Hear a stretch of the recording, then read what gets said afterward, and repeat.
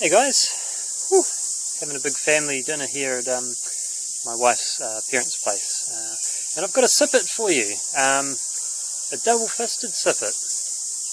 Got a double American ale here,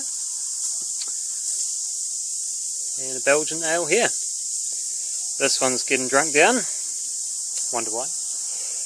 So they're both about 8% each. The colours, or the hues, are pretty murky and brown. They got shook up in the car. Shit happens.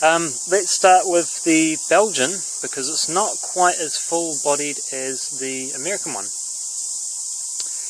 This one had a massive head on it when I started. It was huge, probably a bit too much, but I don't know, it must have been overcarbed or something, I don't know. But anyway,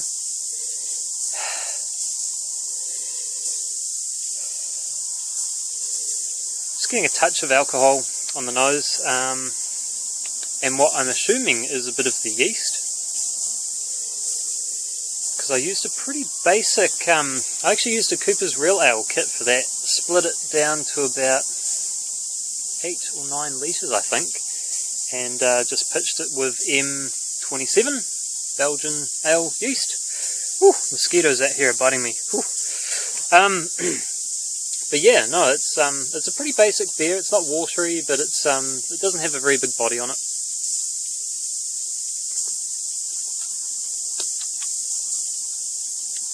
Oh, that yeast is interesting. It does add a slight funk, ever so slightly. Like, you know, when people say like, oh, it's funky, you know, it's not big. It's not a big flavour or aroma. There's just an edge to it. Very dry. It's obviously a very highly attenuating yeast, and on the packet it does say that it does that, so confirmed. But yeah, not too bad for a first Belgian attempt. Just a real bog standard sort of can kit, but you know, splitting it up to make a higher ABV and just letting the yeast do its thing, really. So yeah. Not bad. Next, the American one. So, this one has a much nicer head on it, as you can see. It's very tight bubbles, a bit of lacing as well, so that's pretty cool. I'm quite happy with that. The colour, though, did come out brown anyway, even though this one's quite cloudy from the rock around and shocking of the car trip, but it did end up brown anyway, so regardless, it's brown. Nice little head.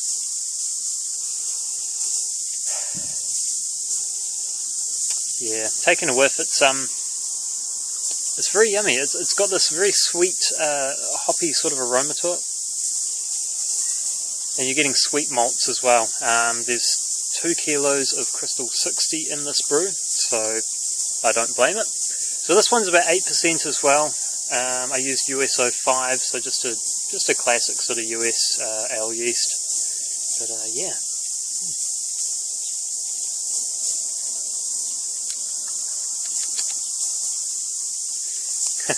It's funny, it's almost like an American barley wine. You know, you've got those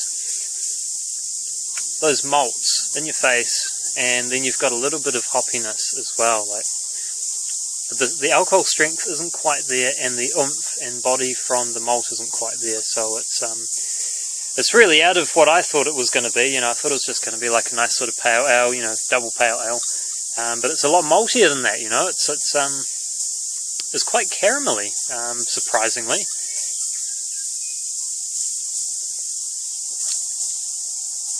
And shit, the sweetness pulls through over the bitterness. I think I had about 80, 85 IBUs, something like that.